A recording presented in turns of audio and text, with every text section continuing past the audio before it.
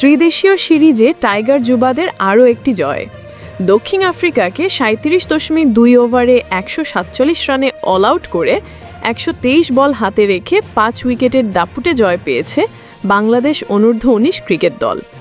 দুই দলই এরই মধ্যে ত্রিদেশীয় সিরিজের ফাইনাল নিশ্চিত করেছে। বাংলাদেশ ও দক্ষিণ আফ্রিকার মধ্যকার গ্রুপ পর্বের এই ম্যাচটিকে বলা যায় ফাইনালের ড্রেস রিহার্সাল। বুধবার হারারেতে টস জিতে দক্ষিণ আফ্রিকাকে ব্যাটিংয়ে পাঠায় বাংলাদেশ।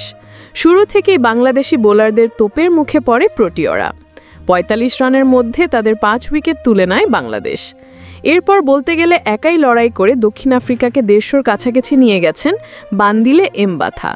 শেষ ব্যাটার হিসেবে আউট হওয়ার আগে 59 বলে 39 রান করেন তিনি, 33 আসে পল জেমসের ব্যাট থেকে। 37.2 ওভারে 147 রানে অল আউট হয় দক্ষিণ আফ্রিকা।